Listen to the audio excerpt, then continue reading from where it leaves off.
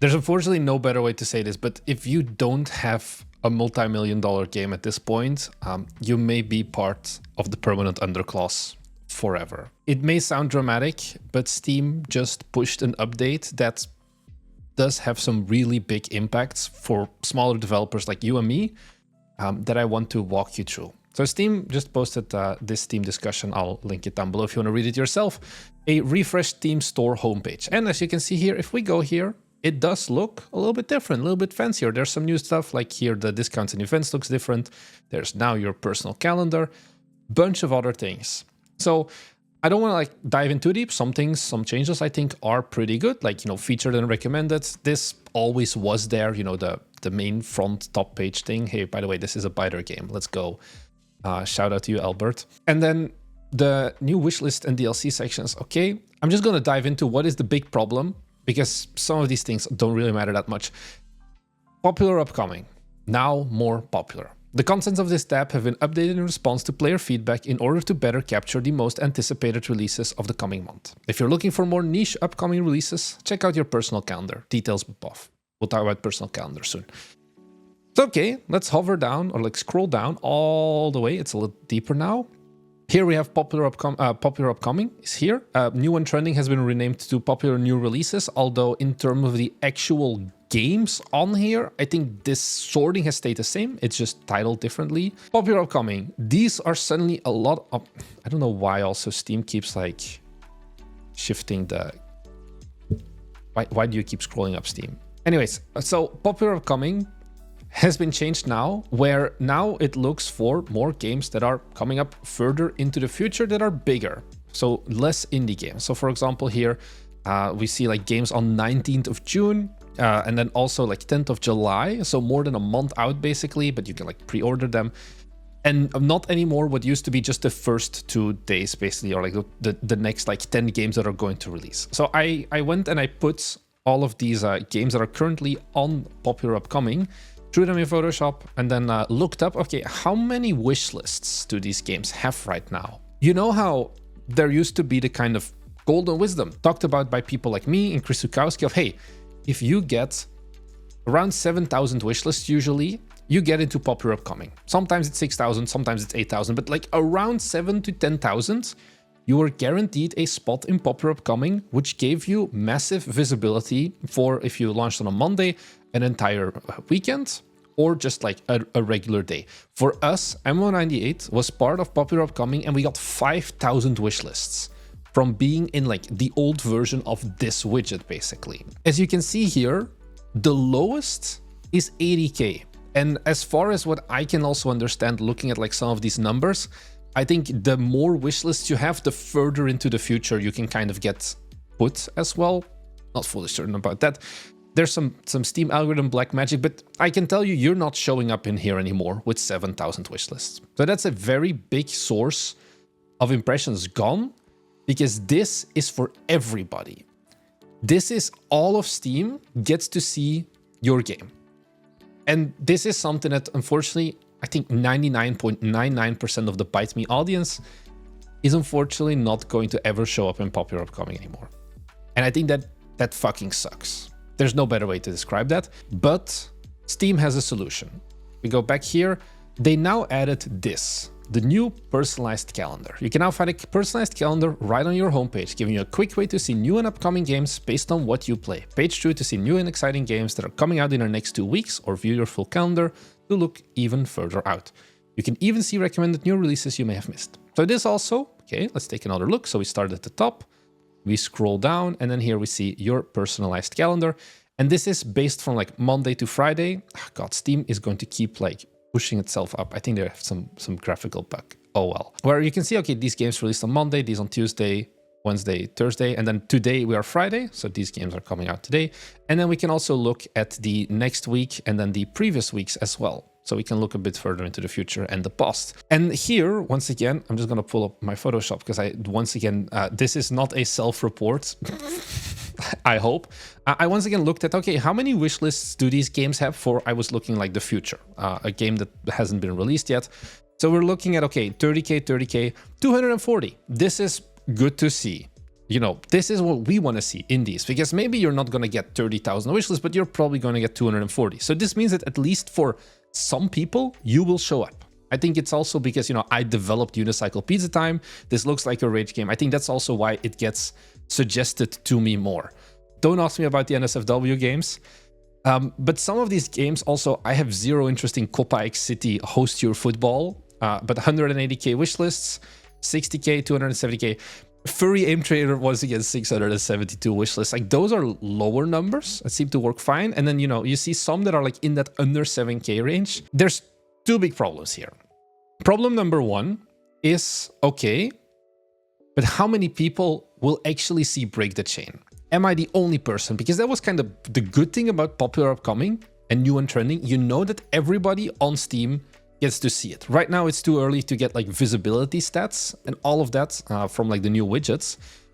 But my guess is going to be a lot less. One way you can see this as well is that looking back also at how this article was worded for the now more popular, it seems that if you already have a pre-existing interest in the niche game, so to say, then yes, you will get shown more niche games through that calendar, basically. But for example, I think with MO98 in our case, we hit a lot of those wish lists, I think most likely from people who actually didn't really know what an incremental game was, but were drawn in by the visuals and by just the general vibes of that game. And I think that's why we performed so well, like 5,000 wishlists in popular upcoming.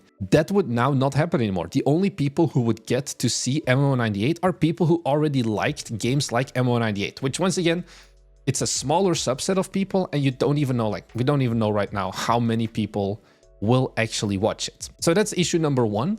And then issue number two, and this might be less of an issue or could be more of an issue, is that there's only 2 slots per day now as well. So once again, bringing it back to MO98, there were 3 or 4 incremental games that released in that 24-hour period, all on the 20th of April. It was MO98, it was Chipmatic, it was All Hail the Orb, and then I think also one more game. I forgot the name off the top of my head. We were all visible in popular upcoming at the same time because it's sequential. It's just, these are all the games, the next 10 games that have hit the threshold for popular upcoming that are going to come out like in the next few hours, basically. Now, if there's 3 games releasing on the same time, one of those games, I mean, because it's personalized, kind of, you know, there's going to be, once again, a lot less visibility. Because if you already had, for example, All Hail the Orb and Chipmatic, because the Steam algorithm deemed those were the games that you would be most interested in, you would never see MO98 because there's no third slot here. There's no expandability. And I think this makes it a lot harder as well. I don't know, you can go probably very deep into this meta of, before I would say that the actual day that your game released, whether it was a Monday, a Wednesday, a Thursday, whatever, like only the weekend, like Monday and then Friday mattered for like popular upcoming and new and trending, so you could like extend on the weekend. I think now it matters even more that you choose the exact right date, because we were in our Discord server also talking about this. And this was, for example, a screenshot from somebody else, and they have like an empty slot basically, because I don't know, I guess they use Steam less or something. I'm not really sure, but once again, this is like lost visibility for your game if you are also launching on like the 16th, for example. But like if you're launching on the 17th, these are 2 giant games. If you're releasing on that same day, there's a very big chance your visibility is going to be slashed by like 80% or something. I'm just putting a number on it. So yeah, it's not good. These numbers, like we're still looking at overall, how it feels is that Steam is prioritizing definitely AAA, AA games, the ones with bigger budgets that actually have enough to do like giant marketing campaigns. Because I'm gonna be honest with you, I'm gonna talk about some of the stuff, how this changes for Bite Me as well. So we're working on new games, and one thing, for example, that we considered was like, hey, let's just spend like a few $1,000 on like Reddit ads to almost guarantee buy our way into popular upcoming. That, for example, isn't possible anymore. So this puts even more value on things like content creators. And like, for example, like Steam platform was very important for us with MO98 because no content creators ever covered MO98. I don't know why, still, so be it, but Steam platform was really good at giving us more visibility for MO98 because we launched that with 27,000 wishlists, and I would say 20,000 of those came from the Steam platform by a mix of Steam Next Fest and how they surfaced our game there. and then also the popular upcoming and new and trending. And I feel like that is kind of over now, that time. I think one other thing you need to keep in mind is that like the secret to be successful on Steam was always to be successful on Steam. This might sound weird, but you know, if you make Steam money, Steam will make you more money. That's kind of always been how Steam works. If you have a game that is performing well, Steam will push you more through, for example, those big banners at the top, sending you more in discovery queue and all of that. What this change feels like, and that I kind of failed to mention before, is the bar of when have you made Steam enough money that Steam will make you more money has just gone up massively. And that's what I mean with like AA, AAA games, because they also have like higher sale prices, so that usually more wish lists and then higher sale price. They're not like $5 games. They're going to be making Steam a lot more money, which means, okay, then Steam is going to just focus on those instead of some of the smaller indies. And that's why I do kind of, you know, I was making the joke about permanent underclass, but I do think it has generally gotten a lot harder for us to get wish lists now. It is going to be more external platform traffic now. And the benefit, or like the downside, I guess, is that now you don't need to go for 7K. Maybe your game can perform well with 6K or 5K wishlists without having been able to get onto the traditional popular upcoming.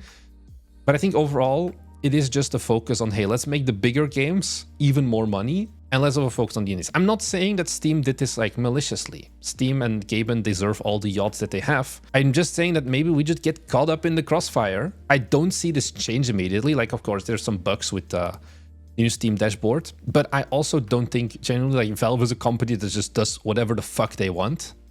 And I think they're just going to keep doing whatever the fuck they want. And we're just going to have to figure out how to solve it. So I don't know, Chris Zukowski is probably already updating his course, because once again, that whole concept of getting to popular upcoming was so core and vital to us indies for the past, I don't know, 7-8 years, ever since Steam Greenlight ended. So that being realistically gone now does change a lot of things. Do I have an immediate solution? I think it's just more and more important now that you don't just build up wish lists, but you build up a community as well. This may be an interesting topic. I think if you want Steam to recommend your game, it's going to be two places now still, outside of like Next Fest. It's going to be the discovery queue, as always, and then new and trending. New and trending is now called like popular new releases or something like that. Yeah, popular new releases. And I think both of these things come by just having enough people at the start, the moment your game releases, driving them to be like, hey, review my game, give us like, yeah, reviews basically. That's it, because that's also what's required to trigger, for example, discovery queue. That's why we do live streams whenever we release a game, so that we can get those 10 reviews for our game as fast as possible, because that unlocks the discovery queue and then you get more visibility. I think that's kind of how it's going to change. It's going to get a bit harder.